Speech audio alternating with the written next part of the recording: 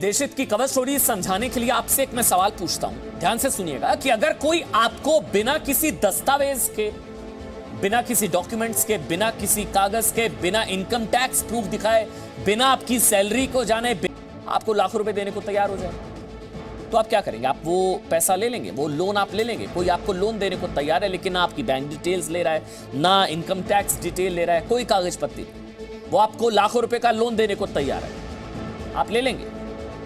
सोचिए आपका जवाब क्या होगा, ये तो मुझे नहीं पता, लेकिन कई लोगों ने अपनी मजबूरी की वजह से हां कर दी, वो उस ट्रैप में फंस गए, वो उस लालच के झांसे में फंस गए और पैसे ले लिए, और वो पैसे उनके लिए कैसे मौत की वजह बन गया। यही है आज की हमारी कवर स्टोरी, मृत्यु लोन। आप मौत बांटने वाला लोन भी आप कह सकते हैं, या मौत की ईएमआई वाला लोन भी हो सकता है। ऐसा ही मौत बांटने वाला फोन ऐप आपके भी फोन में, ऐप के जरिए लोन बांटा जाता है। इसमें देखिए, बावजूद इसके कि भारत सरकार चीन के 250 से भी ज्यादा मोबाइल ऐप्स पर पाबंदी लगा चुकी है, फिर भी ऐसे दर्जनों ऐप हैं जिनके जरिए चीन और सिंगापुर के साहूकार भारत में मोबाइल ऐप के जरिए लोन बांटने का धंधा चला रहे हैं। ये ऐप 2 मिनट में लोन देते हैं, इंस्टेंट लोन मिलता है, इंस्टेंट मौत बांटने वाला लोन। लेकिन आपको, आपके पूरे परिवार को और आपके सभी जानकारों और रिश्तेदारों को अपने जाल में फंसा लेता है। भारत में चीन के इन लोन ऐप्स के टॉर्चर की वजह से कई लोग खुदकुशी कर चुके हैं, कई जगह इस तरह के लोन बांटे गए। देखिए, सबसे पहले आप ये जान लीजिए कि मोबाइल ऐप से जो लोग कर्ज लेते हैं, इंस्टेंट लोन लेते हैं, 2 मिनट के अंदर अंदर लाखों रुपए ले लेते हैं, उनके साथ क्या क्या होता है। देखिए, मोबाइल ऐप 5 लाख के लोन पर, मतलब 5,000 के लोन पर 1500 तक की प्रोसेसिंग फीस के नाम पर काट लेते हैं। मतलब 5,000 का लोन आप लेंगे तो 6.5 1500 प्रोसेसिंग फीस। ये मोबाइल ऐप कर्ज पर 20 से 60% तक ब्याज वसूलते हैं, 20 से 60% तक। ये मोबाइल ऐप किस्त में देरी होने पर 50% तक पेनल्टी लगा देते हैं। किस्त में देरी होने पर कर्ज लेने वालों को टॉर्चर किया जाता है, मानसिक रूप से उन्हें प्रताड़ित किया जाता है। किस्त वसूलने के लिए परिवार और रिश्तेदारों को फोन किया जाता है, व्हाट्सएप ग्रुप बनाकर पीड़ित का मानसिक उसको इतना प्रताड़ित कर दिया जाता है। यानी ये लोन ऐप कंपनियां आपका पैसा भी लूटती हैं, आत्मसम्मान भी, और ये सिलसिला कर्ज लेने वाले की खुदकुशी के बाद भी नहीं रुकता है।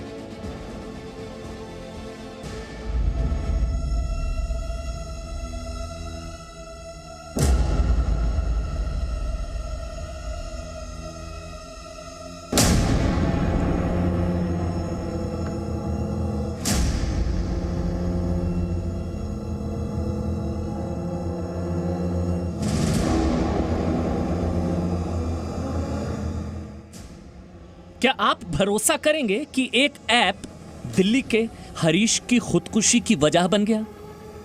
क्या आप भरोसा करेंगे कि 25 साल के हरीश की खुदकुशी के पीछे चीन और हांगकांग के बड़े बड़े व्यापारी हैं? क्या आप भरोसा करेंगे कि दिल्ली का हरीश, मुंबई की सीमा और बेंगलुरु के आरिफ और देश के हजारों लोग मृत्यु लोन जैसे ऐप के मृत्यु जाल में फंसे हैं? हरीश, सीमा और आरिफ जैसे हजारों लोग कैसे हर रोज, हर घंटे ऐप टॉर्चर के शिकार हो रहे हैं? इसके लिए आपको बेंगलुरु के आरिफ और चीन के लिए काम करने वाले रिकवरी एजेंट की बातचीत सुननी चाहिए। आई से बोल रहा हूँ। हाँ जी सर, बोलिए। पेमेंट नहीं हुआ अब तक? पेमेंट 12 बजे तक टाइम है सर, 12 बजे के बीच हो जाएगा। ठीक है, 12 बजे में टाइम है जी। अबे तू कंटिन्यू करो।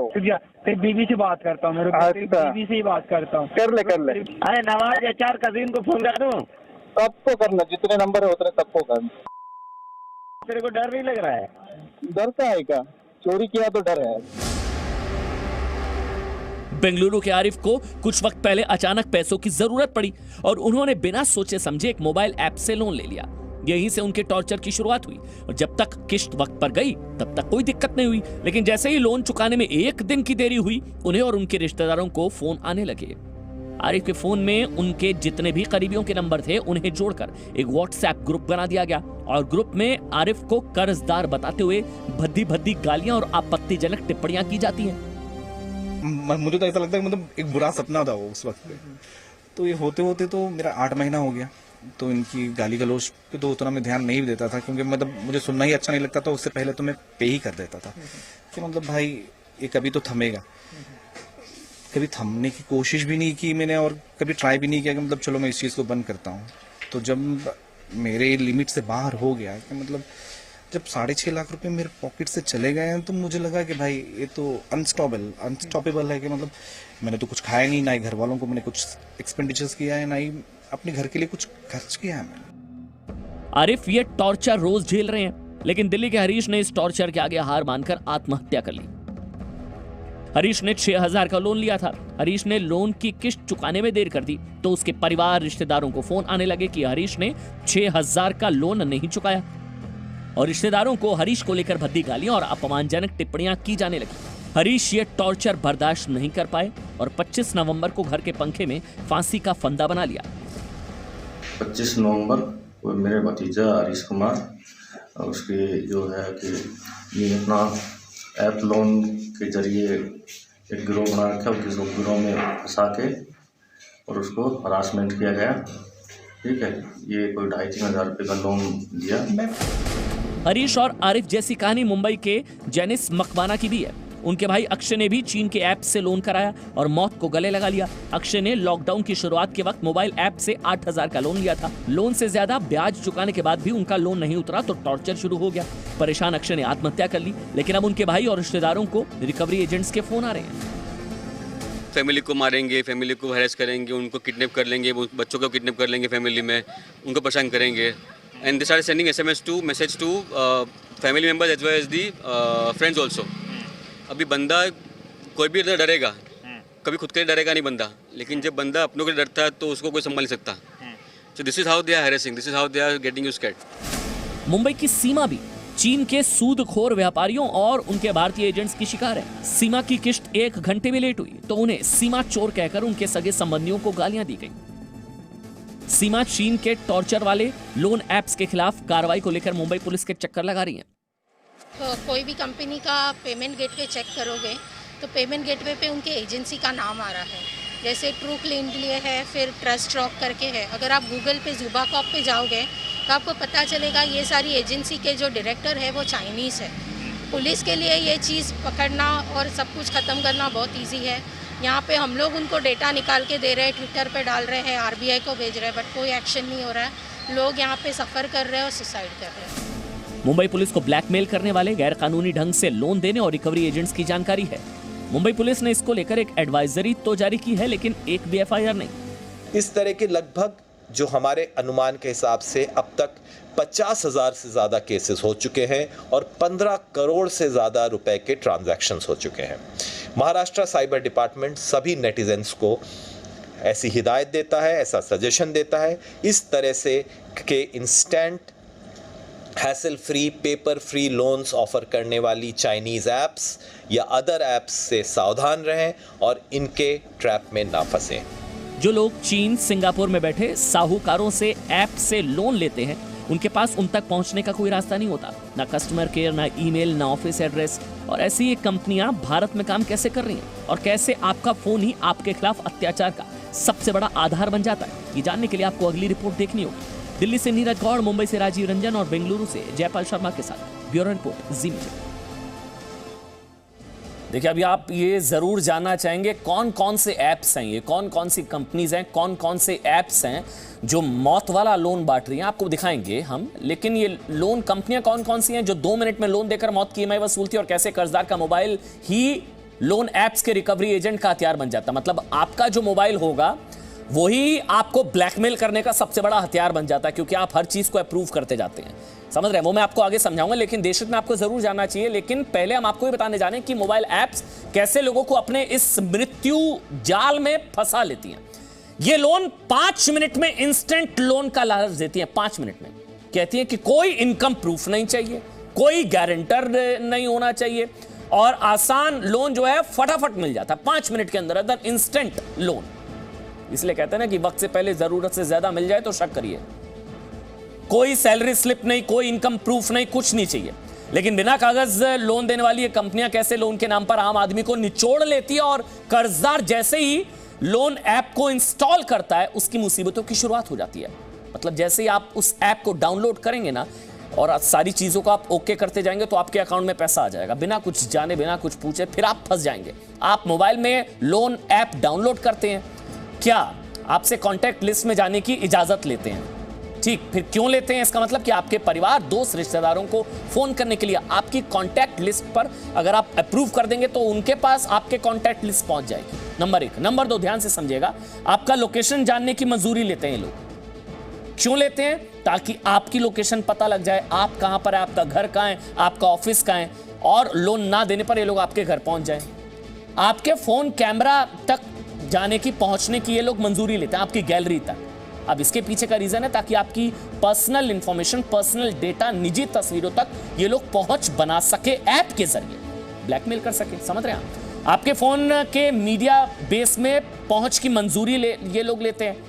अगर आप अप्रूव कर देंगे, ओके कर देंगे, तो आपके जरूरी दस्तावेजों तक ये लोग पहुंच बना सकेंगे। लॉकडाउन के दौरान जब नौकरियां गई लोगों की और पैसों की बहुत क्राइसिस हुई, तो वैसे वक्त में लोगों ने सोचा कि किस तरीके से घर चले, किस तरीके से पैसों की ज़रूरत को पूरा किया जाए। और उस वक्त लोगों की इस परेशानी का, जो कहें कि आपदा में अवसर की तलाश की, इन चाइनीज़ पर्सनल लोन ऐप्स ने, इंस्टेंट लोन ऐप्स, और इन लोन ऐप्स ने लोगों को बेवकूफ़ बनाना शुरू किया एक तरीके से। जैसे कि अब एक ये ऐप है, पर्सनल लोन ऐप, जिसका नाम है क्रेडिट बी। अब आप इसको इंस्टॉल करते हैं। मैं आपको ये करके इसलिए दिखा रहा हूं ताकि आप ये समझ पाएं कि आखिरकार किस तरीके से चूना लगाया जा रहा है, किस तरीके से आपको आधी अधूरी इंफॉर्मेशन के आधार पे आपसे सब कुछ आपका ले लिया जा रहा है। गेट स्टार्टेड के ऐप पर जाते ही आपसे सबसे पहले आपका मोबाइल नंबर, देखिए सबसे पहले आपसे कहा जाता है कि आप अपना मोबाइल नंबर दीजिए। हालांकि देखिए, ये करते हुए मैं हिचक रहा हूं इसलिए क्योंकि जैसे ही मैं अपना मोबाइल नंबर इस पर डालूंगा, ये मोबाइल नंबर इसके ऐप में रजिस्टर हो जाएगा और उस मोबाइल के जरिए मेरे पास एसएमएस आने शुरू हो जाएंगे। मेरी इंफॉर्मेशन, जो मोबाइल पे जो भी इंफॉर्मेशन होगी वो बहुत हद तक ये चीज़ें एक्सेस करना शुरू कर देंगे। जैसे ही आप अपना मोबाइल नंबर एंटर करेंगे, उसके बाद देखिए जिस ऑप्शन पे आपको ये पेज लेके जाता है वो ये है। इस पेज पे अब ध्यान से आपको देखना होगा कि आपसे क्या कुछ मांगा जा रहा है। इस पेज पर सबसे पहले आपसे मांगा जा रहा है अकाउंट्स एक्सेस, यानी इस मोबाइल का जो अकाउंट है, इस मोबाइल की जो अपना अकाउंट है, पर्सनल अकाउंट है, उसका एक्सेस आपसे ये मांग रहा है। यानी कि इस मोबाइल पर पूरा का पूरा कंट्रोल उस ऐप का हो जाएगा जैसे ही आप इस मोबाइल के अकाउंट का यूजर नेम और पासवर्ड उसको प्रोवाइड करेंगे। दूसरा, एसएमएस डेटा, जो एसएमएस आपके मोबाइल पर आता है उसका डेटा भी, उस डेटा से जुड़ी हुई और उस डेटा में, उस एसएमएस के डेटा में जो भी इंफॉर्मेशन है वो सब कुछ, उसके सारे उस एसएमएस डेटा के इंफॉर्मेशन की एक्सेस भी आपसे ये मांग रहा है। लोकेशन आपसे ये मांग रहा है ये मोबाइल ऐप कि आप कहाँ पे कब हैं, आप अपनी लोकेशन हम आपकी जान सकें, आप जहां भी रहें। यानी कि आप जहां भी जाएंगे आपकी लोकेशन को ये ट्रैक करेगा। और देखिए, ये डिजिटल डकैत हैं, ये डिजिटल डकैत हैं, इनसे बचना चाहिए आपको, बचें। ये लोग आपकी मजबूरी का फायदा उठाते हैं। मतलब देशहित में हम आपको ये बताएंगे कि कैसे ये लोग आपकी मजबूरी का फायदा उठाता है। लेकिन पहले समझ लीजिए कि कर्ज लेना कोई अपराध नहीं है।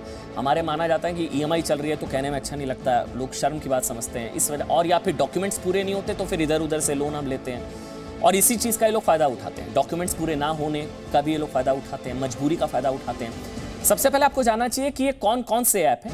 ये सिर्फ 2 से 10 हज़ार रुपए तक का लोन देते हैं, मतलब मजबूरी का फायदा, गरीबों की मजबूरी का फायदा। अच्छा, ये देखिए आप, लोन ग्राम, ये नोट कर लीजिए, अगर आपके मोबाइल में है तो अभी डिलीट कर दीजिए, ये जानलेवा ऐप्स हैं सारे, ये डिजिटल डकैत हैं। लोन ग्राम, कैश ट्रेन, इसके अलावा cash bus, AAA cash, super cash, mint cash,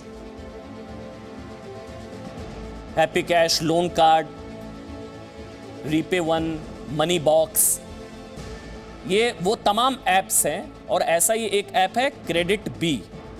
देखिए, इसको अभी भी मैंने जब इसको अपने फ़ोन में प्ले स्टोर में जाकर इसको मैंने जब डाला है तो ये अब अगर मैं इसको इंस्टॉल करूंगा तो ये मेरे से वो तमाम चीज़ें मांगेगा देखिए क्रेडिट बी, ऐसे ही करके इसमें है लिखा हुआ है नीचे कि 2 से 10,000 तक का लोन आपको मिलेगा, तमाम जानकारी है। अब इसको अगर मैं इंस्टॉल करूंगा तो वो फिर सारी चीज़ें आप अप्रूव करते रहेंगे, आगे बढ़ते रहेंगे, आपके अकाउंट में पैसा आ जाएगा, फिर आप इस पूरे ट्रैप में फंस जाएंगे। इसलिए आपको देशित की सलाह है कि मोबाइल ऐप के जरिए लोन लेने से आपको बचना चाहिए, ना लें।